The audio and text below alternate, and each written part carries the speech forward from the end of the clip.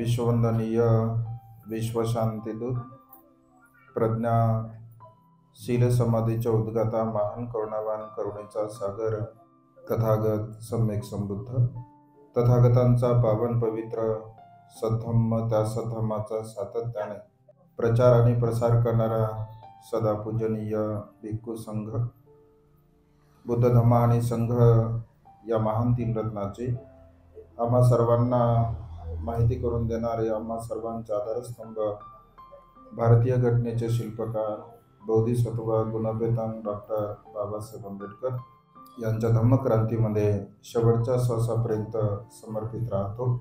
या वर्षावासाच्या पवित्र अशा कालखंडामध्ये आषाढ पौर्णिमा ते अश्विन पौर्णिमा या पवित्र अशा कालावधीमध्ये बोधिसत्व लिखित बुद्ध आणि त्यांचा धम्म या ग्रंथाचं गौतम वाकेकर सरांनी आपण सर्वच माता भगिनींनी त्या ग्रंथाचं वाचन केलं, चिंतन केलं, मनन केलं आणि त्यानिमित्ताने आज समारोपीय कार्यक्रम आपण संपन्न करत आहात। या निमित्ताने उपस्थित सर्वच आंबेडकर नगर कुंभारी येथील सर्व श्रद्धासंपन्न उपासक उपासिका त्याचप्रमाणे सातत्याने आपल्या प्युरिटी ऑफ माइंड या यूट्यूब चॅनलच्या द्वारा धम्मदेशना श्रवण करून आपल्या जीवनामध्ये अनंत आणि असीम असं पुण्य संपादन करणारे सर्व श्रद्धासंपन्न उपासक उपासिका आपणा सर्वांच्या प्रती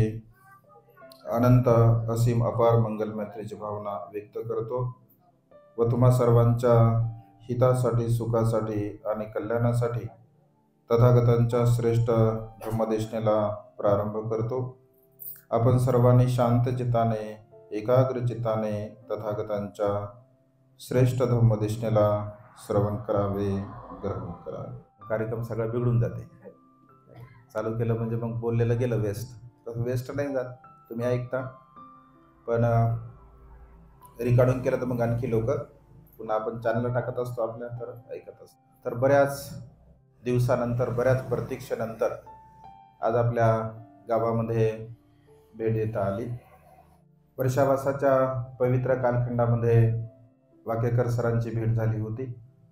फोनवर सातत्याने ते बोलत राहतात, नेहमीच फोन करतात। तर वर्षावासामध्ये आम्ही ग्रंथाचं वाचन करावं का, जे लोक येतात ऐकतात श्रवण करतात, तर मी म्हटलं करा, मग समारोपाला तुम्ही या आमच्या, तर म्हटलं हो येतो, शब्द दिला त्यांना। कालच आम्ही जळगावला आलो, जळगावला आमचा वर्षावास होता आणि आज सकाळी दुसरा एक प्रोग्राम असल्यामुळे तुम्हाला बराच म्हणजे वेट करावं लागलं, बरंच वाट पाहावी लागली। त्यातल्या त्यात आमचा रस्ता चुकला, आम्ही गेलो समोर 4 किलोमीटर, पुन्हा समोर गेलो, पुन्हा 4 किलोमीटर वापस आलो, आहे की नाही। तर हे चालूच राहते जीवनामध्ये। 3 महिने बघा तुम्ही ग्रंथ वाचला, आहे की नाही, छानपैकी बाबासाहेबांनी तो ग्रंथ लिहिला बघा, मेहनतीने परिश्रमाने तो ग्रंथ लिहून आपल्यासाठी बाबासाहेबांनी दिलेला आहे। सर्वच ग्रंथ वाचन करत असताना, चिंतन मनन करत असताना भगवंताचा जो धम्म आहे, भगवंताचं जीवनचरित्र आहे, या संदर्भामध्ये आपण ऐकलं असेल। सुताच्या द्वारा, कथेच्या द्वारा, उपदेशाच्या द्वारा वेगवेगळ्या प्रकारे आपण ऐकलं, श्रवण केलं। वर्षावासाचा हा कालावधी पवित्र असतो आणि या पवित्र अशा कालावधीमध्ये जेवढं अधिक आपण धम्म आचरण केलं तेवढं अधिक लाभ आपल्याला आपल्या जीवनामध्ये होत असतो। आणि त्यामुळे वर्षावास संपला म्हणजे सर्व काही संपलं असं बिलकुल नाही। वर्षावास झाला म्हणजे सर्व काही संपलं का नाही। तर वर्षावास झाल्यानंतर सुद्धा आपण विहारामध्ये आलं पाहिजे। रोज जर आपल्याकडून येणं होत नसेल तर किमान एक दिवस का होईना, एक सुट्टीच्या दिवशी रविवारी का होईना आपण विहारामध्ये आलं पाहिजे। बुद्धवंदना आपण पंचशील घेतलं पाहिजे, बुद्धवंदना, धम्मवंदना, संघवंदना किंवा लहान लेकरांवरती सुद्धा तशा प्रकारचे संस्कार आपण देण्याचा प्रयत्न केला पाहिजे। कारण बघा, हा जो धम्म आहे बाबासाहेबांनी आपल्याला महत प्रयासाने मेहनतीने हा धम्म दिलेला आहे. आणि त्यामुळे या धम्माचं आचरण करणे, या धम्माचं अनुसरण करणे, बाबासाहेबांच्या धम्मक्रांतीला अभिप्रेत आपण जीवन जगणे, त्यानुसार आचरण करणे, अनुसरण करणे हे आपल्या जीवनाचं नैतिक असं कर्तव्य आहे. आणि त्यामुळे धम्म हा आपल्या हितासाठी असतो, आपल्या सुखासाठी असतो, आपल्या कल्याणासाठी असतो. जेवढं आपण धम्माचं आचरण करू, धम्माचं अनुसरण करू, तेवढं अधिक सुख आपल्या जीवनामध्ये आपल्याला प्राप्त होत असते. आणि त्यामुळे धम्म आचरण म्हणजे काय, तर धम्म आचरण म्हणजे जे आता आपण शील ग्रहण केलं. शील ग्रहण केलं काय, तुम्ही याचना केली, आता बंदीजींना याचना केली, बा काया वाचा मनाने आमच्याकडून काही अपराध झाला असेल तर आम्हाला क्षमा करावी, आणि म्हणते आमच्या हितासाठी, सुखासाठी, कल्याणासाठी आम्हाला शील द्या. मग तुम्हाला मी शील दिलं, 5 शील दिले ना. पानातिपाता वेरमणी सिक्खापदं समादियामि, अदिन्नदाना वेरमणी सिक्खापदं समादियामि, कामे सुमिच्छाचारा वेरमणी सिक्खापदं समादियामि, मुसावादा वेरमणी सिक्खापदं समादियामि, सुरामेरय मज्जपमादठाना वेरमणी सिक्खापदं समादियामि. 5 शील. या 5 शीलाचा मराठी अर्थ कोण सांगते? या 5 शीलाचा मराठी अर्थ कोण सांगते? पहिल्या शीलाचा अर्थ काय होतो? मी प्राण्यांची हत्या करणार नाही. दुसऱ्या शीलाचा मी चोरी करणार नाही. तिसऱ्या शीलाचा मी वाईट आचरण करणार नाही. चौथ्या शीलाचा मी खोटं बोलणार नाही. 5व्या शीलाचा मी कुठल्याही प्रकारचं व्यसन करणार नाही. हे 5 शील म्हणजे तुम्ही अर्थ तुम्हाला माहित आहे की नाही? तर या 5 शीलाचं आचरण करणारा मनुष्य आपल्या जीवनामध्ये कधीही दुःखाला प्राप्त होत नाही.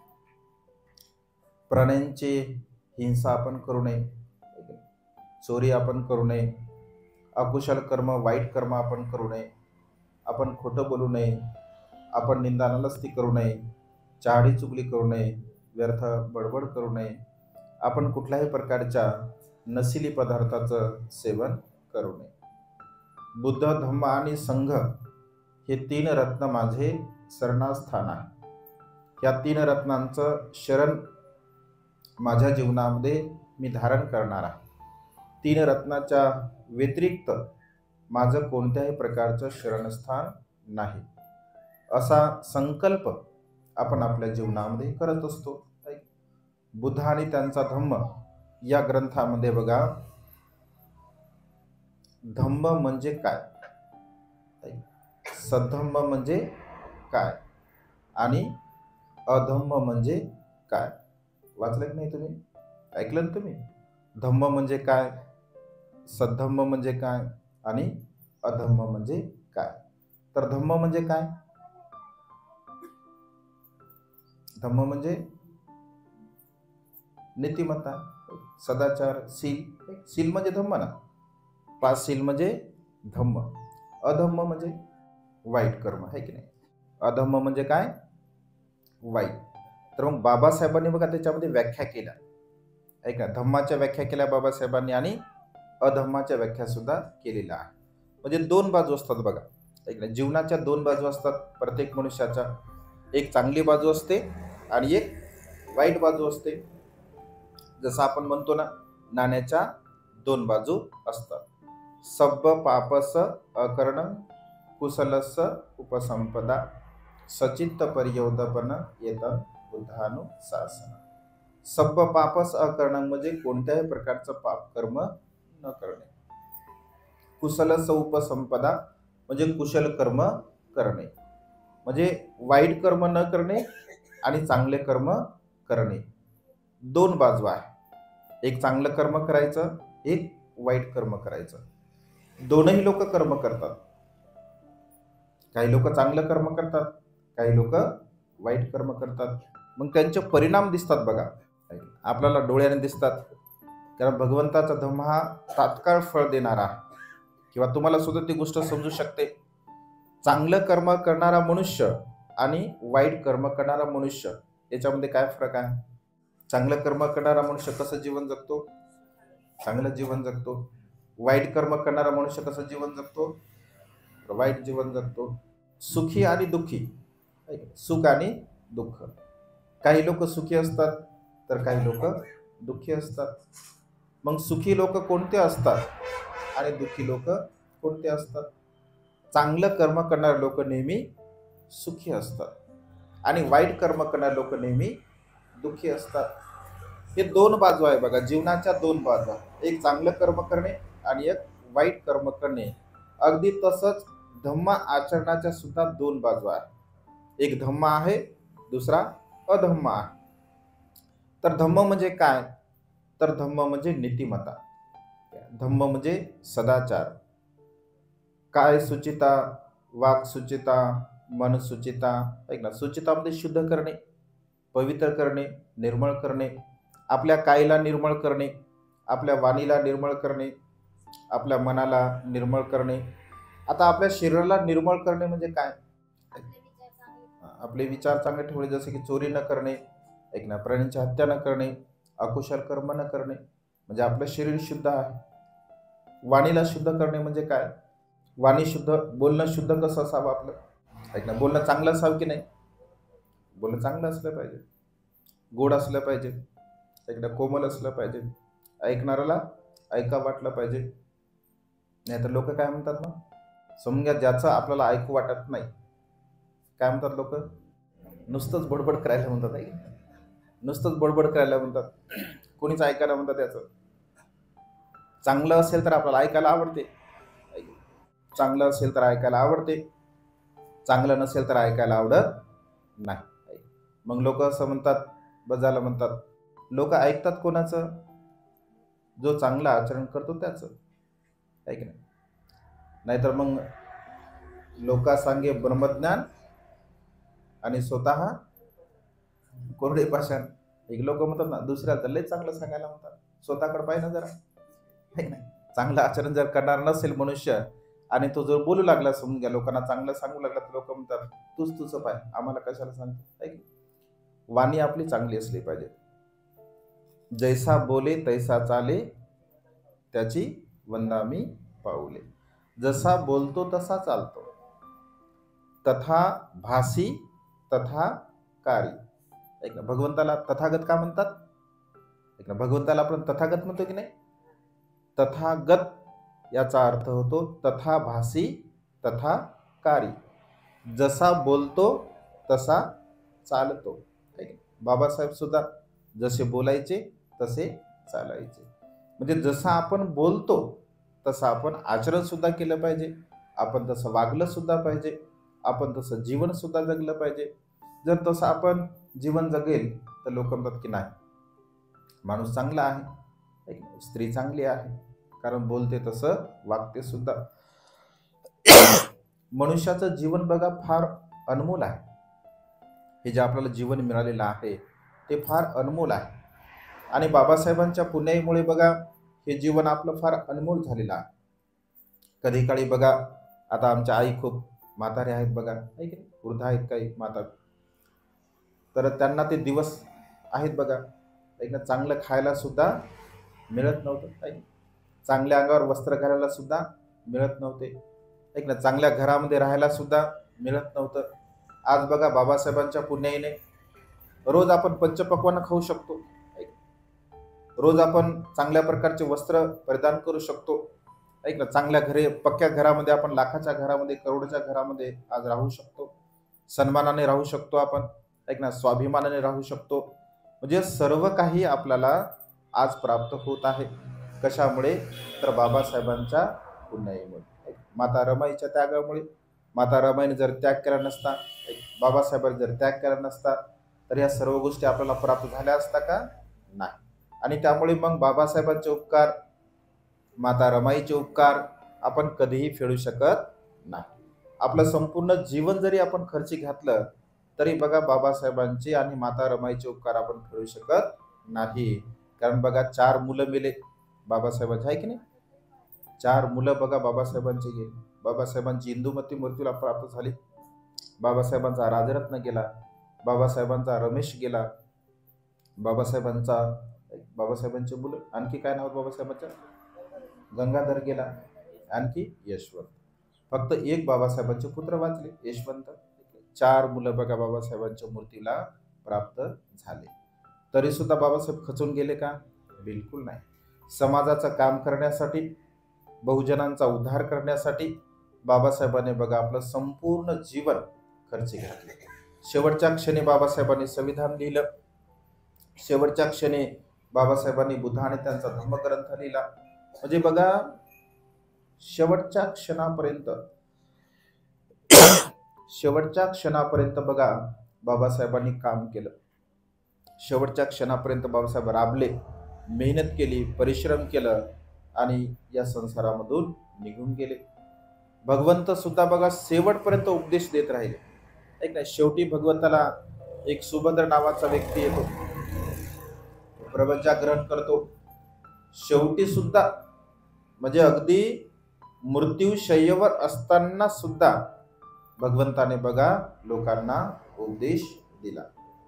जे शेवटच्या क्षणापर्यंत जे महापुरुष असतात तर ते लोकांच्या हितासाठी, लोकांच्या सुखासाठी, लोकांच्या कल्याणासाठी झटत असतात, मेहनत करतात, परिश्रम करतात आणि त्यामुळे आपल्यावरती अनंत त्यांचे उपकार आहे. बाबासाहेबांनी आपल्याला धम्म दिला, आणि बाबासाहेबांनी जो धम्म दिला तर धम्म देत असताना बाबासाहेब असं म्हणाले की आता तुमची फार मोठी जबाबदारी आहे, कारण भगवंताचा पवित्र धम्म तुम्ही आता स्वीकारत आहात. मग या पवित्र धम्माचं तुम्ही अनुसरण केलं पाहिजे, या पवित्र धम्माचं तुम्ही आचरण केलं पाहिजे.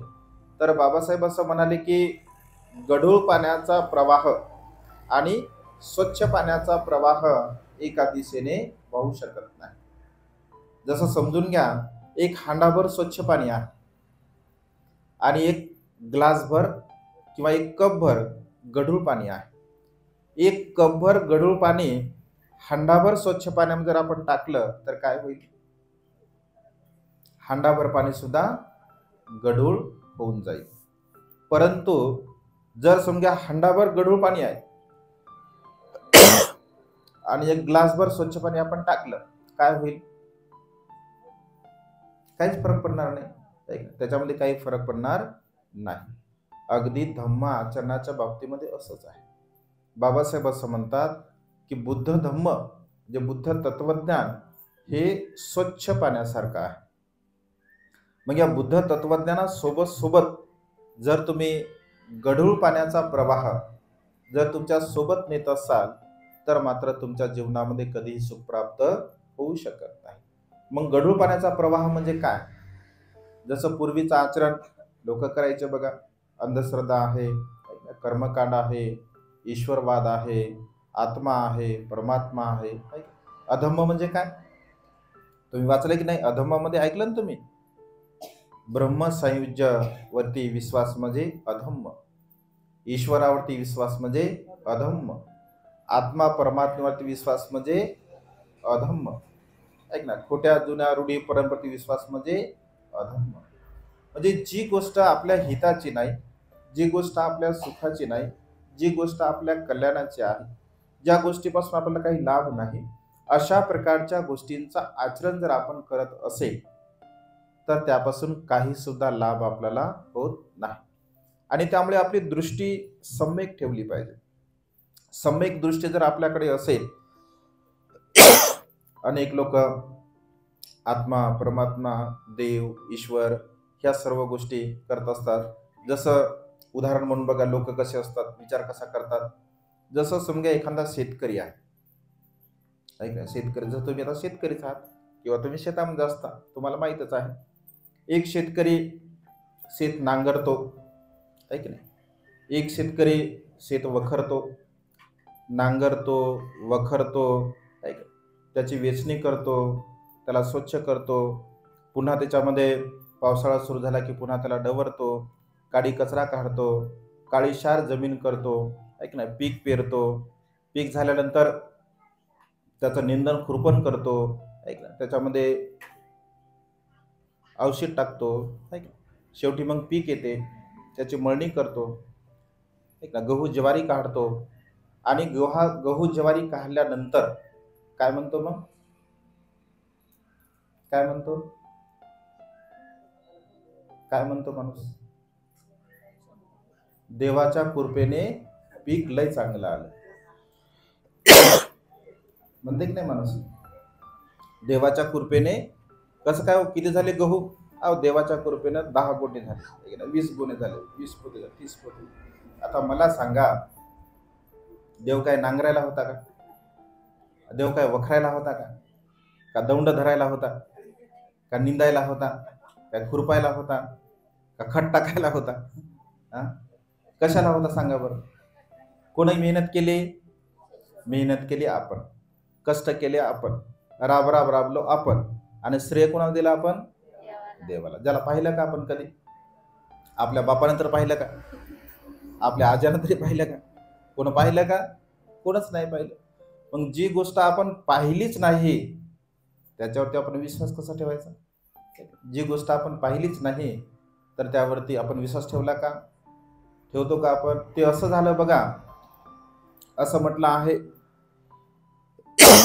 की जसं स्वप्नामध्ये एखादा मनुष्य असा विचार करतो आणि असं जीवन जगत असतो स्वप्न पाहिल्यासारखं.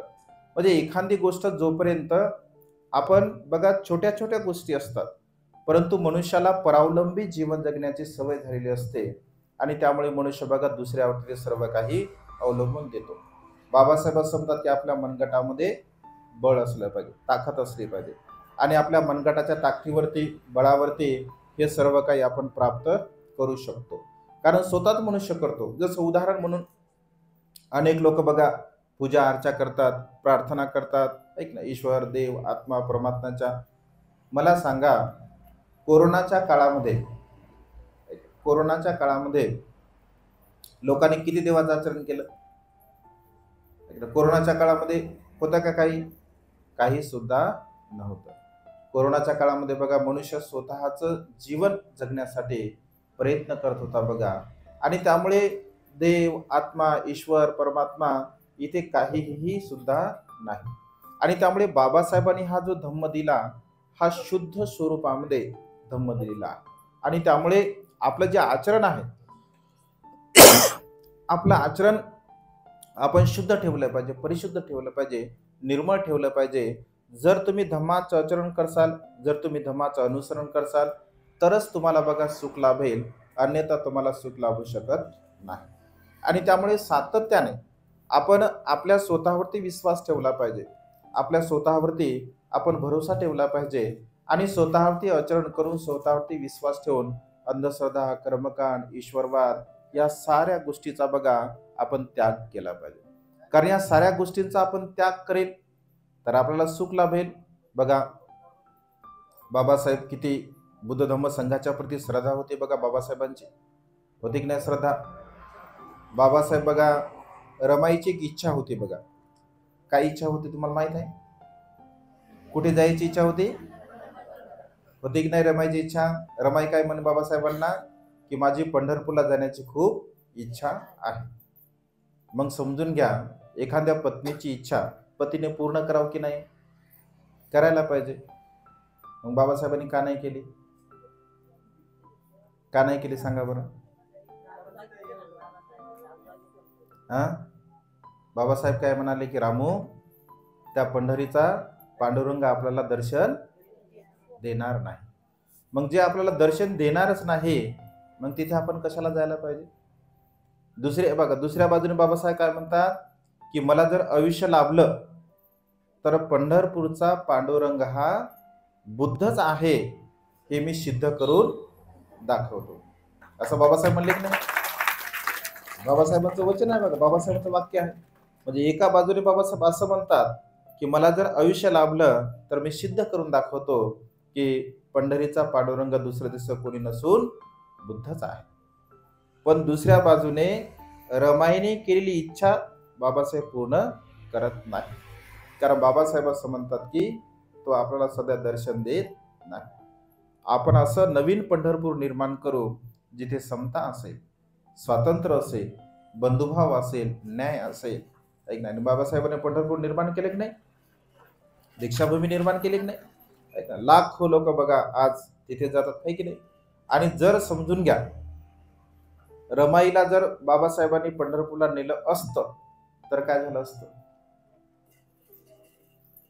वारकऱ्यापेक्षा आपलीच सारी तिकडे असते, आहे की नाही? वारकरी कमी आणि आपणच जास्त असतो का?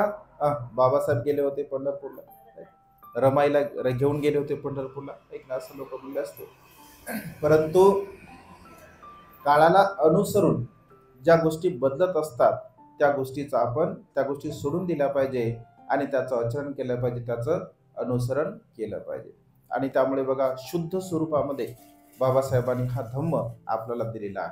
आपल्या पत्नीची इच्छा पूर्ण केली नाही बाबासाहेबांनी, कारण बाबासाहेबांना माहित होतं की भविष्यामध्ये लोक धम्माला सोडून अधम्माचं आचरण करतील आणि त्याच गोष्टीकडे जास्त ओढाव होईल लोकांचा आणि त्यामुळे मग सुखाच्या मार्गाने कोणी वाटचाल करणार नाही.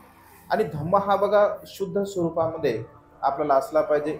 बाबासाहेबांवरती आपला विश्वास असला पाहिजे, कारण बाबासाहेब आपले उद्धारकर्ते आहेत. बाबासाहेबांमुळे आपण सुखपूर्वक जीवन जगतो. हे जेवढं काही जीवन नको वाढवू बाबा, हे जे चाललं ते चालू, ते चांगलं आहे. बाबासाहेबांमुळे सर्व कमी कर दादा. हे जेवढं जेवढं चाललं तेवढं चालतं. मी हळू बोलतो, मोठ्यानं काय बोलत नसतो, मी हळूच बोलतो. तर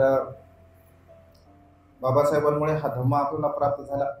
या धम्माचं आपण अनुसरण केलं पाहिजे, आचरण केलं पाहिजे, कारण बाबासाहेबांवरती आपला विश्वास आहे. डोळे झाकून बाबासाहेबांवरती आपल्या आई वडिलांनी, ऐक ना, आपल्या आजी आजोबांनी डोळे झाकून बघा बाबासाहेबांवरती विश्वास ठेवला.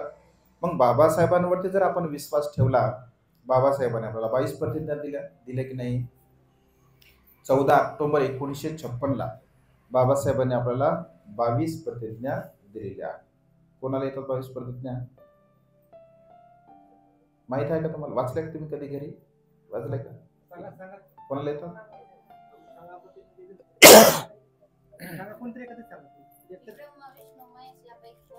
हा, झाला, सार आला सगळा, आहे की नाही? आहे की नाही? ब्रह्मा विष्णू महेश यांना देव मानणार नाही, गौरी गणपती त्यांची पूजा करणार नाही, जे काय असतील ते 36 कोटी, कुठल्याही प्रकारचे मी नकारात्मक प्रतिज्ञा, सुरुवातीच्या काय प्रतिज्ञा आहे? नकारात्मक, मी करणार नाही. त्याच्यानंतर सकारात्मक प्रतिज्ञा आहे, मी बौद्ध धर्माचं आचरण करेल, मी प्रज्ञाशील करुणा धारण करेल, मी 5 शिलाचं पालन करेल, आर्य अष्टांग मार्गाचं पालन करेल, मैत्री करुणा मुदिता उपेक्षाचं आचरण मी करेल. म्हणजे जेवढे काही बुद्ध तत्वज्ञान आहे या सर्व प्रकारच्या बुद्ध तत्वज्ञानाचं मी आचरण करेल, मी अनुसरण करेल, असं बाबासाहेबांनी सांगितलं. मग ज्या अर्थी बाबासाहेबांनी ज्या गोष्टी आपल्याला सांगितल्या त्या गोष्टीचं जर आपण आचरण करत नसेल, आपण अनुसरण करत नसेल, तर मग आपल्याला सुख कसं लाभेल? सुख लाभणार नाही. बाबासाहेबांच्या शब्दावरती बघा, ज्या ज्या लोकांनी विश्वास ठेवला आणि बाबासाहेबांच्या शब्दावरती विश्वास ठेवून जे जे लोक म्हणजे चांगल्या प्रकारचं जीवन जगू लागले, ज्या ज्या लोकांनी बाबासाहेबांच्या शब्दाला अनुसरून शिक्षण घेतलं, धर्माचं आचरण केलं, आज त्या लोकांची बघा प्रगती आहे. परंतु ज्या ज्या लोकांनी बाबासाहेबांचं ऐकलं नाही, मग केवळ बौद्ध लोकांना फक्त बाबासाहेबांनी सांगितलं का? असं बिलकुल नाही. म्हणजे भारतवर्षामध्ये राहणारा जो बहुजन वर्ग आहे, म्हणजे सर्वच जाती धर्मांची जी लोक आहेत, त्या सर्वच प्रकारच्या लोकांसाठी बाबासाहेबांनी संविधान दिलं आणि सर्वच लोकांसाठी बाबासाहेबांचं मार्गदर्शन आहे, संविधान आहे. आणि त्यामुळे ज्या ज्या लोकांनी बाबासाहेबांनी सांगितलेल्या धम्माला अनुसरून जीवन जगण्याचा प्रयत्न केला, त्या लोकांची बघा प्रगती झाली, त्यांची उन्नती झाली, ते चांगल्या प्रकारचं जीवन जगू लागले. परंतु ज्या ज्या लोकांनी बाबासाहेबांचं ऐकलं नाही, बाबासाहेबांना सांगितल्या मार्गाला धारण नाही केलं, तर त्या लोकांचं बघा सुख काही त्यांना प्राप्त झालेलं नाही. आणि त्यामुळे बाबासाहेब आपले आदर्श आहेत. आदर्शांचं आपण आपल्या जीवनामध्ये नेहमी पूजन केलं पाहिजे. आता बघा सण आहे, कोणता सण आहे की नाही? आता काही लोक असं म्हणतात की दीप उत्सव म्हणून लोक साजरे करतात आपल्याला. दिवाळी, काही लोक असं म्हणतात की दिवाळी हा दीप उत्सवच आहे. दीपोत्सव म्हणून लोक आपले साजरे करतात. आता मला सांगा, बाबासाहेबांपेक्षा कोणी ज्ञानी होतं का? मग जर समजून घ्या दीप उत्सव आहे, तर मग बाबासाहेबांनी सांगितलं नसतं का? सांगितलं असतं की नाही? बाबासाहेब असं म्हणाले असते, बाकीचे सगळे उत्सव सोडून द्या, परंतु दिवाळी हा आपला दीपोत्सव आहे, तर तुम्ही तो साजरा करा, असं म्हणले असते की नाही बाबासाहेब? पण असं म्हटले का? नाही म्हटले. मग जर बाबासाहेब नाही म्हटले तर मग आपण का करावं? कशासाठी करावं? जर बाबासाहेबांवरती आपला विश्वास आहे की नाही, बाबासाहेबांवर विश्वास आहे ना आपला, मग माझं असं म्हणणं आहे, म्हणजे माझं वैयक्तिक असं म्हणणं आहे की बाबासाहेबांनी जी गोष्ट नाही म्हटली ती खरी असली तरी करू नये. बाबासाहेब म्हटले की नाही, विश्वास आहे की नाही बाबासाहेबांवर आपला, मग बाबासाहेबांवर जर विश्वास आहे तर बाबासाहेबांनी म्हटलं ती गोष्ट आपण केली नाही पाहिजे. जी गोष्ट बाबासाहेब करा म्हटले ती गोष्ट मात्र आपण 100% केली पाहिजे. आणि त्यामुळे बघा अनेक लोक असं म्हणतात सारं जग प्रकाशामध्ये आहे, ऐक ना, सारे लोक दिवेत राहतात आणि आमच्याच घरी काऊन दिवे लावू नाहीत? एवढे दिवस दिवेच लावून आम्ही कोण नको म्हणतो मला, ऐक नाही, 364 दिवस दिवेच लावत बसा, ऐक नाही. जर तुम्हाला दिवाच पाहिजे असेल तर समजून घ्या, आणि समजून घ्या एका दिवसानं दिवा लावून काय होणार आहे? सारे 364 दिवस जर तुमच्या अंधारामध्ये राहिले आणि एकच दिवस दिवा लावून काय तुमच्या जीवनात प्रकाश येणार आहे का? आणि एवढा मोठा लाईट आहे, एवढे मोठे लाईट आपल्या घरामध्ये आहे, छोटासा दिवा लावून काय होणार आहे? बघा लोकांची जी धारणा आहे, वर्तमान काळाला अनुसरून लोक बघा बदलतात, स्वतःमध्ये बदल करून घेतात, पण बिलकुल बदल करून नाही घेतला पाहिजे. बाबासाहेबांनी ती गोष्ट सांगितली नाही, ती गोष्ट आपण केली नाही पाहिजे. दुसरी गोष्ट बघा, कार्तिक अमावस्येला, दिवाळी कधी येते? कार्तिक अमावस्येला. तर भगवंताचे अग्रस श्रावक शिष्य होते बघा, सारीपुत्त आणि महामोग्गलायन, उजवा आणि डावा हात असं म्हटलं आहे. महामोग्गलायन भंतेला कार्तिक पौर्णिमेच्या दिवशी लोकांनी त्यांची हत्या केली, त्यांना मारलं, त्यांच्या शरीराचे तुकडे तुकडे केले आणि त्यांच्या चरबीमध्ये दिवे लावले. आणि तेव्हापासून बघा हा उत्सव ते संपन्न करत असतात. मग समजून घ्या भगवंताचा पुत्र महामोग्गलांसारखा विद्वान ज्ञानी पंडित जर भिक्षूंची हत्या होत आहे, त्यांना मारल्या जात आहे किंवा त्यांचा तो उत्सव संपन्न केला जात आहे, मग समजून घ्या भगवंताचा पुत्र, आपला पुत्र जर कोणी मारला तर आपण तसं करू शकतो. मग धम्मपुत्र, भिक्षू म्हणजे काय? धम्मपुत्र आहे. मग एका धम्मपुत्राची हत्या जर असेल तर त्या दिवशी आपण उत्सव केला पाहिजे का? लोक मला मी खायासाठी करतो, वर्षभर काय उपाशी राहता का? वर्षभर काय उपाशी राहता का? नाही, खायासाठी करतो, पण ते घ्या ना थोडस, कारंजा घ्या, काय चिवडा घ्या, लाडू घ्या, काय काय घ्या म्हणतात, वर्षभर करून खाल तुम्ही. तुम्हाला जर उत्सव करायचा तर 14 एप्रिल साजरी करा, तुम्हाला उत्सव करायचा तर पौर्णिमा साजरी करा, प्रत्येक पौर्णिमेला तुम्ही उत्सव साजरा करा. महापुरुषांच्या जयंती आहे, ऐक ना, बुद्धांची जयंती आहे, बुद्ध जयंती साजरी करा, 14 एप्रिल साजरी करा, महात्मा फुलेंची जयंती साजरी करा, ऐक ना, शाहू महाराज जयंती साजरी करा, संत कबीराची जयंती साजरी करा, म्हणजे जेवढे काही महापुरुष आहे, शिवाजी महाराजांची जयंती साजरी करा, म्हणजे जेवढे जेवढे महापुरुष आहे त्यांच्या जयंत्या साजऱ्या करा, पौर्णिमा साजऱ्या करा. म्हणजे एवढे उत्सव बघा आपल्या जीवनामध्ये आहे, असंख्य उत्सव आपण करू शकतो. परंतु बघा आपण तशा प्रकारचा सण करत नाही, लोक करतात म्हणून आपण सुद्धा ती गोष्ट करत असतो. म्हणजे मेंढरासारखं काम झालं बघा, ऐक ना, मेंढर कसे असतात? मेंढर जर समजा रस्ता जर क्रॉस केले तर तुम्ही कधी बातमी ऐकली असेल, एक मेंढरू कधीच मरत नाही, 4-5 तरी मरतात, ऐक ना, 8-10 तरी मरतात. कारण मेंढराचा स्वभाव असते खाली मान घालून चालणे, समोर काय आहे, खड्डा आहे काय, खाई आहे का काय आहे, काही त्यांना कळत नाही. अगदी काही काही लोकांचं जीवन बघा सारं मेंढरासारखंच आहे. जिधर जिधर तेरा भाई उधर उधर मेरा भाई. एक आमचे भंतेजी नेहमी सांगायचे बघा, एका 2 भगिनी असतात, मैत्रिणी असतात, तर एक असते मुसलमानांची मैत्रीण, मुस्लिम बांधव, एक असते आपली, आणि ते जातं दळतात, जात्यावरती जातं दळताना गाणे म्हणतात महिला वेगवेगळ्या प्रकारच्या. मग ती जी आपली भगिनी असते तर ती गाणं म्हणते जात्यावर, आणि जात्यावर गाणं म्हणताना ती बोलत राहते, घोड्याला मारली टाप, माझा बंधुराया गेला मुंबईला. मग कधी तिचा भाऊ दिल्लीला जाते, नाही ना, कधी मुंबईला जाते. गाण्यामध्ये काय, गाण्यावर कुठे जाते, कुठे जाते, गाणं कुठे जात असते. तर त्या मुस्लिम बाईला का मराठी येत नव्हती.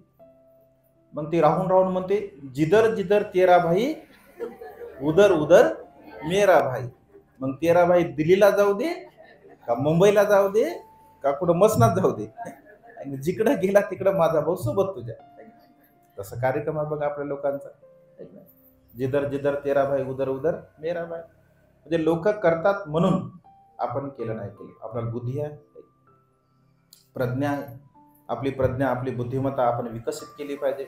काय खरं, काय खोटं, काय आपल्या हिताचं, काय आपल्या अहिताचं, काय केल्यामुळे आपले कल्याण होणार आहे, काय केल्यामुळे आपल्याला सुख लाभणार आहे, याचं चिंतन म्हणून आपण केलं पाहिजे. बघा, आपल्या लेकरांना 2 संस्कार आपण दिले पाहिजे. एक शिक्षणाचा संस्कार दिला पाहिजे. बाबासाहेब असं म्हणाले की एक वेळ उपाशी राहा, परंतु तुमच्या लेकरांना उच्च दर्जाचं तुम्ही शिक्षण द्या. कारण शिक्षण का दिलं पाहिजे? कारण शिक्षणामुळे आपली बौद्धिक क्षमता वाढते. शिक्षण फक्त नोकरीपुरतं नसते, तर शिक्षण आपल्या मनाचा विकास करत असते. शिक्षणामुळे आपली बुद्धिमत्ता वाढते. शिक्षणामुळे चांगलं काय, वाईट काय, योग्य काय, अयोग्य काय आपल्याला कळत असते. आणि त्यामुळे उच्च दर्जाचं शिक्षण आपण आपल्या लेकरांना दिलं पाहिजे. आता बघा, तुम्ही शिकू नये म्हणून 10वी पर्यंत परीक्षाच घेतली जात नाही. तुम्ही शिकू नये म्हणून, तुमचे लेकर हुशार होऊ नये म्हणून सगळ्या गव्हर्नमेंटच्या शाळा बंद. हळूहळू हळूहळू साऱ्या गव्हर्नमेंटच्या शाळा बंद होत आहेत, प्रायव्हेटीकरण होत आहे. इंग्लिश मिडियम एकदम जोरात सुरू राहतात. कॉन्व्हेंटचा मुलगा नर्सरीमध्ये, त्याच्यानंतर first nursery, second nursery, first, second, third, 1-1 lakh रुपये, 2-2 लाख रुपये, 3-3 लाख रुपये, एवढा पैसा द्यावा लागतो. येणाऱ्या काळामध्ये ज्यांच्याकडे पैसा असेल त्यांचेच लेकरं शिकतील, ज्यांच्याकडे पैसा नसेल त्यांचे लेकरं शिकणार नाही. कारण आता फुकट शिक्षण नाही आहे. बाबासाहेबांनी फुकट शिक्षण दिलं. शाहू महाराज म्हणाले, ज्यांची मुलं शाळेमध्ये जाणार नाहीत त्यांना चाराने दंड लावला जाईल. जे शाळेत लेकरं नाही पाठवले तर दंड लावला होता शाहू महाराजांनी. बघा का? कारण बहुजनांची लेकरं शिकले पाहिजे. बाबासाहेबांनी मिलिंद कॉलेज निर्माण केलं औरंगाबादला. जेव्हा मिलिंद कॉलेज निर्माण केलं तेव्हा लोक म्हणू लागले की या वाळवंटामध्ये कोण येणार आहे शिकायला. तर तेव्हा बाबासाहेब असं म्हणाले की वाळवंट आज जरी असेल परंतु येणाऱ्या काळामध्ये ज्ञानाचा महासागर इथे निर्माण होईल. आणि आज घडीला बघा ज्ञानाचा महासागर असंख्य पूर्ण महाराष्ट्रातले लोक विद्यार्थी बघा मिलिंद कॉलेजला शिकले. बघा मोठमोठ्या हुद्द्यावरती गेले. आणि आज घडीला बघा आपले लेकरं शिकू शकत नाही. शिक्षणामुळे आपली प्रगती होत असते. आणि त्यामुळे लेकरांना शिक्षणाचा संस्कार आपण दिला पाहिजे, सोबत धम्माचा संस्कार दिला पाहिजे. धम्म आणि शिक्षण, शील आणि सदाचार ह्या 2 गोष्टी अत्यंत महत्त्वपूर्ण आहेत. शील सदाचार जर आपल्या सोबत असेल आणि नीतिमत्ता जर आपल्या सोबत असेल तर आपल्या जीवनामध्ये पाठीमागून बटन आहे बघा, हॅलो, शील सदाचार महत्त्वपूर्ण आहे. धम्म आपल्या सोबत असणं अत्यंत गरजेचं आहे. आपल्या लेकरांना आपण चांगलं शिक्षण दिलं पाहिजे आणि धम्माचा संस्कार सुद्धा दिला पाहिजे. हे दोनही संस्कार जर आपल्या जीवनामध्ये असतील तर बघा आपण सुखाला प्राप्त होऊ शकतो. आपली प्रगती होऊ शकते, आपली उन्नती होऊ शकते. आपली उन्नती करायची असेल, प्रगती करायची असेल तर आपल्या जीवनामध्ये धम्माचं आचरण अत्यंत महत्त्वपूर्ण आहे. कारण धम्म आचरण असल्यामुळे आपला जो व्यर्थ पैसा असतो खर्च होणारा, तर तो व्यर्थ पैसा आपला खर्च होऊ शकत नाही. जसं एखादा मनुष्य व्यसनाधीन आहे, एखादा मनुष्य जर व्यसन करतो, समजा उदाहरणार्थ दारू पितो, तर दिवसभरामध्ये समजा तू 50 रुपयाची जर दारू पित असेल, 100 रुपयाची जर दारू पित असेल, एका दिवसामध्ये जर 50 रुपयाची दारू एका दिवशी पित असेल तर महिनाभरामध्ये किती होतात? किमान 1400-1500 रुपये होतात. एका महिन्याचे 1400-1500 विचार केला, वर्षभराचे किती होतात? वर्षभराचा विचार केला आपण तर 5 वर्ष, 10 वर्ष, 20 वर्षाचा हिशोब लावा, किती आर्थिक हानी आपली होते. म्हणजे आर्थिक हानी होत असते आपली. आणि त्यामुळे जे आपल्या हिताचं आहे, जे आपल्या सुखाचं आहे, जे आपल्या कल्याणाचं आहे, ज्यांच्यामुळे आपला फायदा होतो, अशाच गोष्टी आपण केल्या पाहिजे. आणि त्यामुळे धम्माचं आचरण आपल्या जीवनामध्ये अत्यंत महत्वपूर्ण आहे. धम्म आचरण जर आपल्या जीवनामध्ये असेल तर बघा आपण सुखपूर्वक जीवन जगू शकत नाही. बाबासाहेबांनी एवढ्या मेहनतीने, एवढ्या परिश्रमाने बघा शिक्षण घेतलं. आपल्याला सुद्धा एवढ्या मेहनतीने, एवढ्या परिश्रमाने बाबासाहेबांनी आपल्याला शिक्षण दिलं. आणि त्यामुळे बघा हा धम्म आपण सांभाळला पाहिजे, धम्माची जोपासना केली पाहिजे, धम्माला आपण वाढवलं पाहिजे. कारण जीवन क्षणभंगूर आहे बघा, कधी काय होईल ते सांगता येत नाही, कधी कोणता मनुष्य मृत्यूला प्राप्त होईल ते सांगता येत नाही. जीवन अनिश्चित आहे, जीवन क्षणभंगूर आहे, जीवन परिवर्तनशील आहे. आणि त्यामुळे मिळालेलं जेवढं काय आपल्याला आयुष्य असतं, तर मिळालेल्या आयुष्यामध्ये आपण खूप चांगले कर्म केले पाहिजे, खूप पुण्यकर्म केलं पाहिजे. कारण जीवनाचा बघा भरोसा नाही. एकदा बघा मी नेहमी सांगत असतो, श्रावस्तीमध्ये एक व्यापारी, राजघराचा व्यापारी असतो आणि व्यापार करण्यासाठी बघा श्रावस्तीमध्ये येतो. आणि श्रावस्तीमध्ये आल्यानंतर तो असा विचार करतो की आता मी 4 महिन्यापर्यंत, 2 महिन्यापर्यंत चांगला व्यापार करतो, चांगला नफा घेतो आणि मी निघून जातो. अचानकपणे पावसाला सुरुवात होते आणि तो म्हणतो, अरे पावसाळा फार लवकर सुरू झाला यावर्षी, तर आता पावसाळ्याबद्दल तो व्यापार करू शकत नाही. 500 गाड्या त्याच्यासोबत व्यापाराच्या असतात. तर तो म्हणतो आता मला इथंच राहावं लागेल, कारण 500 गाड्या तर मी घेऊन जाऊ शकत नाही. 4 महिने मला इथंच राहावं लागेल, पुन्हा 2 महिने मला व्यापार करावा लागेल, 6 महिन्यापर्यंत मी आता इथेच राहील, असा तो विचार करतो. भगवंत सकाळी सकाळी संपूर्ण या ब्रह्मांडाचं चिंतन मनन करत असतं की आज कोण धम्म श्रवण करू शकतो, आज कोणामध्ये बदल होऊ शकतो, आज कोणामध्ये परिवर्तन होऊ शकते. तर भगवंताच्या ज्ञान जाळामध्ये हा व्यापारी येत असतो. जेव्हा आनंद आणि भगवंत जातात तर भगवंत स्मित हास्य करतात, हसतात भगवंत. आनंद म्हणतात की भगवान तुम्ही का हसले? तर भगवंत म्हणतात की आनंद हा जो व्यापारी आहे असा विचार करतो की मी 6 महिन्यापर्यंत आता श्रावस्तीमध्येच राहील, पण आनंद त्याचं आयुष्य फक्त 7 दिवसाचं आहे. 8व्या दिवशी तो मृत्यूला प्राप्त होणार आहे. मग भगवान काय करू, जाऊन सांग त्याला. आनंद जातात त्याच्याकडे, तो भगवंताकडे येतो आणि म्हणतो भगवान खरंच माझं आयुष्य 7 दिवसाचं आहे का? तर भगवंत म्हणतात की हो, तुझं आयुष्य फक्त 7 दिवसाचं आहे. असं म्हटल्याबरोबर त्याला एकदम आश्चर्य वाटते आणि तो म्हणतो भगवान मी आता काय करायला पाहिजे? भगवंत म्हणतात बघ तुझं आयुष्य तर फक्त 7 दिवस आहे, 8व्या दिवशी ते मृत्यूला प्राप्त होणार आहे. जर समजून घ्या, असं जर म्हटलं आपल्याला, जर म्हटलं डॉक्टरनं की तुम्ही 7 दिवसात काय होईल, तुम्हाला समजा म्हटलं असं कोण, तुम्ही काय मरणार नाही, अरे सांगतो फक्त उदाहरण म्हणून, 7 दिवसामध्ये जर समजून घ्या आपण मरणार आहोत असं जर डॉक्टरने सांगितलं तर आपण काय करसाल?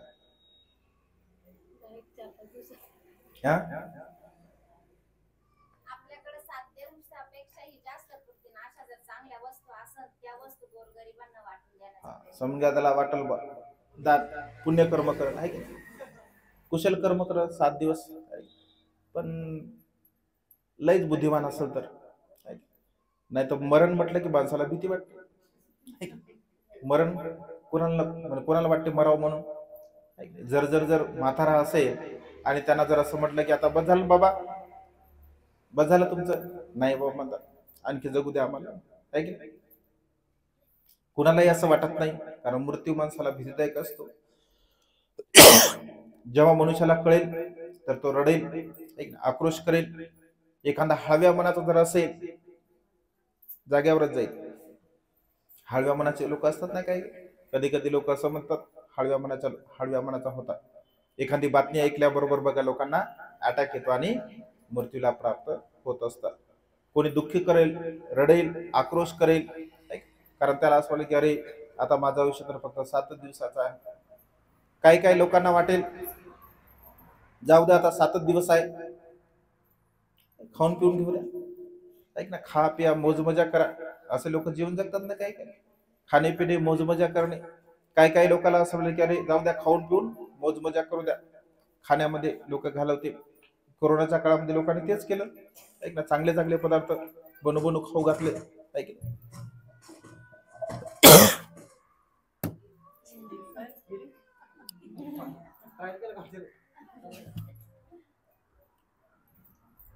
आपलंच ते थोडस बोलतो, संपवतो आता, मला पण औरंगाबादला जायचं आहे. तर खाणारा मनुष्य खाण्याचा विचार करेल. एकदा असंच पती पत्नीची भांडण झाली होते. कधी कधी भांडण तुमच्या होतात का? कोणाच्या होतात, त्यात काय सोपी गोष्ट, सगळं नेहमीच असते. दोघांची भांडण झाली, आता रागारागामध्ये पती म्हटला असं, जाऊ दे म्हणे, आता मी आत्महत्याच करतो. पत्नीला रागाच आला होता, ते म्हणे जा करा आत्महत्या. निघाला मग हा आत्महत्या करायसाठी, मरायसाठी निघाला. मग कुठं मरणार? तर तो विचार करतो की रेल्वे पट्टीवर गेलं पाहिजे, म्हणजे एकदा गेला का माणूस पुन्हा काही येत नाही वापस. मग रस्त्याने चालता जाता त्याला मित्र भेटला. ते म्हणे काय झालं, कुठं कुठं जात आहे? काय नाही म्हणे, लय टेन्शन आहे म्हणे, लय दुःख व्हा म्हणे. नेमकं झालं काय? झाले असे वाद वगैरे. मग कुठं चालला? काय नाही म्हणे, चाललो आत्महत्या करायला, मरायला चाललो म्हणे. मग मरायला चालला, हे पाठीमाग काय म्हणे? काय नाही म्हणे, भाकर सोबत घेतली म्हणे. म्हणे काऊन? आणि ट्रेन जर उशीर आली तर काय उपाशी मरू का म्हणे?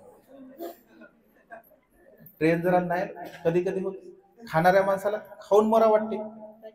लोक म्हणतात ना, जरा पाणी टाका मला तोंडामध्ये, जिवंत पाणी देणार नाही, ऐक ना. जिवंतपणे म्हातारी पाणी दे पाणी दे पाणी दे म्हणून म्हणून मरते, हा पाणी देत नाही. आणि शेवटी मात्र वरून पाणी टाकायला पाहते. आता मेल्यानंतर पाणी जाते का सांगा बरं तुम्ही? माणूस मेल्यानंतर पंच पकडून ताट त्यांच्या तिकडं स्मशानामध्ये, ते काय खाणार आहे का? खात नाही. काही काही तर बहादर दारू पिणार असं दारूची क्वार्टरी ठेवतात तिकडं, ऐक ना. बिड्या काड्या पिणार असं बिड्या काड्याचं बंडल असते, ऐक ना. गोड खाणार असं तर गोड, पुरणपोळी, ऐक सारं ठेवतात तिकडं, पुऱ्या जे खाईल का ते बघा. जिवंतपणे सेवा केली, माते पित्याची सेवा जर केली तर जिवंतपणे केली पाहिजे. मेल्यानंतर आपण काय करतो काय नाही करत काही फरक पडत नाही. जीवन माता पितू पठ्ठानं पुत्रदारस संग अनाकुलाच कमंता येतं मंगलमूर्तम.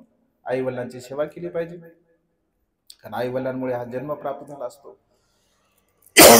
आई वडिलांमुळे हे जीवन मिळालेलं असतं. आणि त्यामुळे जिवंतपणे बघा आपण माता पित्यांची सेवा केली पाहिजे.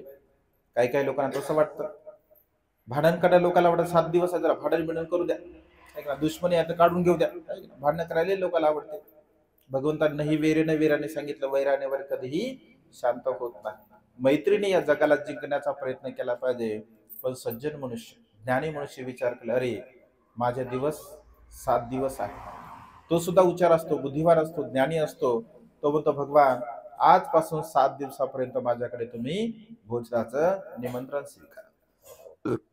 7 दिवसापर्यंत भगवंताला भिक्खू संघाला खूप चांगल्या प्रकारचं तो 7 दिवसापर्यंत भोजन दान देतो, संगदान करतो, धम्मश्रवण करतो आणि खरोखर 8व्या दिवशी तो मृत्यूला प्राप्त होत असतो. पण मिळालेले जे 7 दिवस आहेत, तर हे 7 दिवस मात्र तो खूप चांगल्या प्रकारचं जीवन जगतो, दान पुण्य करतो, शील पालन करतो, धम्मश्रवण करतो. म्हणजे अशा प्रकारे रात्रंदिवस धम्म आचरणामध्ये तो आपलं जीवन घालवत असतो. जीवन फार अनमोल आहे, क्षणभंगूर आहे. आणि त्यामुळे आपण आपल्या जीवनामध्ये सातत्याने कुशल कर्म पुण्यकर्म करण्याचा प्रयत्न केला पाहिजे. बाबासाहेबांच्या महान पुण्याईमुळे हा धम्म आपल्याला प्राप्त झालेला आहे. या धम्माचं आपण अनुसरण केलं पाहिजे, आचरण केलं पाहिजे. या धम्माला अधिक गतिमान करण्यासाठी बाबासाहेबांचा संकल्प होता, मला जर आयुष्य लाभलं तर सारा भारत मी बौद्धमय करेन. माझं उर्वरित आयुष्य मी बौद्ध धर्माचा प्रचार आणि प्रसार करण्यासाठी घालवणार आहे, असं बाबासाहेबांचं वचन होतं बघा. परंतु निसर्गाच्या नियमाला अनुसरून बाबासाहेबांना काय आयुष्य लाभलं नाही. आणि त्यामुळे बघा हा संकल्प बाबासाहेबांचा अधुरा राहिला. आपण बाबासाहेबांचे अनुयायी आहोत, बाबासाहेबांचे लेकरं आहोत आपण. आणि त्यामुळे बाबासाहेबांचा हा संकल्प आपण पूर्णत्वास नेण्याचा प्रयत्न केला पाहिजे. धम्माचं कार्य मोठ्या जोमाने आपण करण्याचा प्रयत्न केला पाहिजे. आणि त्यामुळे मोठमोठ्या शंटराची निर्मिती सुद्धा आपण केली पाहिजे. मोठमोठे सेंटर औरंगाबाद सारखे, मुंबई सारखे अशा प्रकारच्या शहरामध्ये मोठमोठे सेंटर निर्माण व्हावे अशी बाबासाहेबांची अपेक्षा होती. आम्ही जळगावला 3-4 वर्षापासून काम करतो, औरंगाबादलाच राहतो, परंतु आता 6वा वर्षावास आमचा जळगावला आहे. तर जळगाव थोडंसं धम्माच्या बाबतीमध्ये आता हळूहळू वाढत आहे. पूर्वी फार कमी होतं. अंधश्रद्धा, ईश्वरवाद, कर्मकांड ह्या सगळ्या गोष्टीमध्ये फार गुरफटलेला तिकडं समाज आहे. पण हळूहळू आता धम्माकडे तो वळत आहे. तर श्रद्धासंपन्न उपासकांच्या दानबलातून, त्यांच्या सहकार्याने बघा तिकडं मोठं काम करण्याचा आमचा मानस आहे, संकल्प आहे. येणाऱ्या काळामध्ये 16.5 एकर शेती बघा आपण घेतलेली आहे जळगाव शहरामध्ये. जळगाव शहरापासून 15 किलोमीटर, अजिंठ्यापासून 30 किलोमीटर फक्त अत्यंत चांगल्या प्रकारचं रमणीय असं जागा आहे. 16.5 एकर शेती आपण 1,20,00,000 ती शेती आपण खरेदी केलेली आहे, म्हणजे विकत घेतली आपण शेती. आणि सर्व श्रद्धा संपन्न उपासकांना आवाहन केलं की आपण सुद्धा दान पुण्य करू शकता, कारण सर्वच महाराष्ट्रामध्ये आम्ही फिरतो आता धम्माचा प्रचार आणि प्रसाराच्या दृष्टिकोनातून. जळगावचे सुद्धा श्रद्धा संपन्न उपासक त्यासाठी खूप मोठ्या संख्येने मोठ्या स्वरूपामध्ये दान पुण्य करत आहेत. आणि त्यामुळे अशा प्रकारचं जे दान आहे हे कुशल कर्म आहे, पुण्यकर्म आहे. हे कुशल कर्म, हे पुण्यकर्म आपण आपल्या जीवनामध्ये सातत्याने आपण केलं पाहिजे. आम्ही लोकांना आवाहन केलं, लोक म्हणू लागले की भंतेजी आता 1,20,00,000 रुपये तुम्ही कसे जमा करसाल? मी म्हणलं फार सोपी गोष्ट आहे, फार सोपी गोष्ट आहे, फार काही कठीण गोष्ट बिलकुल नाही आहे. कसं करसाल तुम्ही? मी म्हटलं एवढे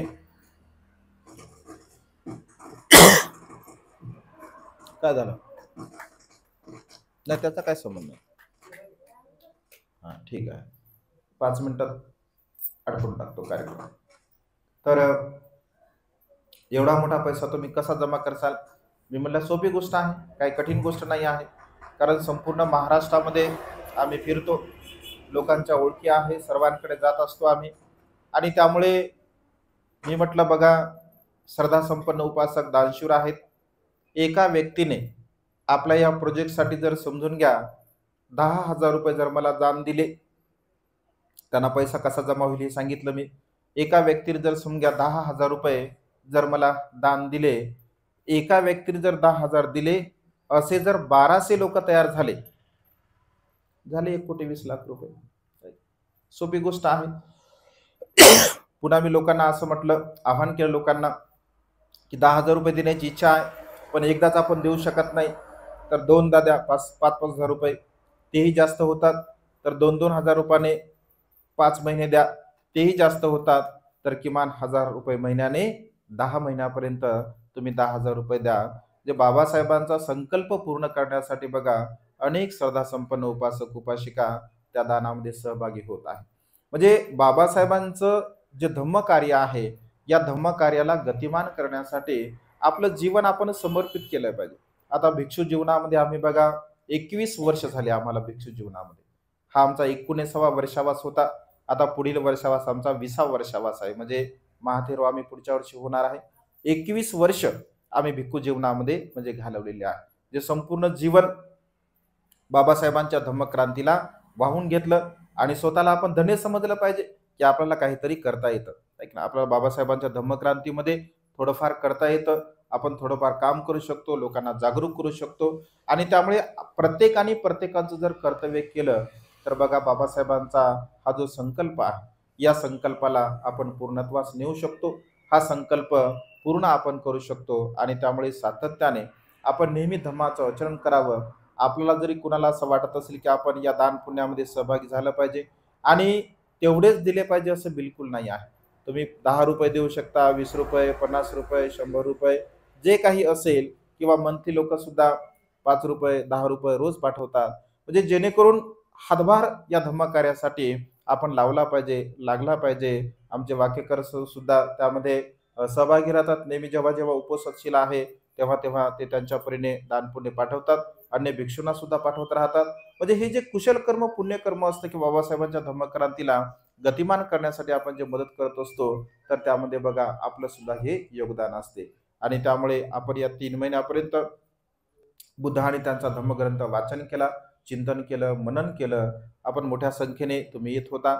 आणि त्यामुळे पुन्हा सुद्धा किमान 8 दिवसातून एकदा आपण विहारामध्ये आलं पाहिजे, ग्रंथाचं पुन्हा वाचन केलं पाहिजे, सातत्याने धम्माचे संस्कार आपल्या लेकरांवरती सुद्धा झाले पाहिजे. बाबासाहेबांच्या धम्मक्रांतीला गतिमान करण्यासाठी आपण चांगल्या प्रकारचं जीवन जगलं पाहिजे. आणि त्यामुळे आज या मंगलमय प्रसंगी अधिक न बोलता आपण मोठ्या श्रद्धेने आणि बऱ्याच वेळापासून आपण इथे बसला आहात, आपल्या सर्वांच्या हितासाठी, सुखासाठी आणि कल्याणासाठी ही थोडक्यामध्ये धम्मदेशना दिली. आपण शांत चित्ताने, एकाग्र चित्ताने ही धम्मदेशना श्रवण केली. आपणा सर्वांच्या प्रती अनंत असीम मंगलमैत्रीची भावना व्यक्त करतो. तुम्हा सर्वांना तुमच्या जीवनामध्ये सुख, समाधान, आयुष्य, वर्ण आणि बल प्राप्त हो. तुम्हा सर्वांच्या इच्छा आणि आकांक्षा ढगातून मुक्त झालेला शीतल चंद्रमाप्रमाणे पूर्णत्वात जाऊ, अशा प्रकारची मंगलमय आणि उदात्त कामना या ठिकाणी व्यक्त करून ही धम्मदेशना संपन्न करतो. सर्वांचं मंगल हो, सर्वांचं कल्याण हो, सर्वांना दीर्घायुष्य लाभो.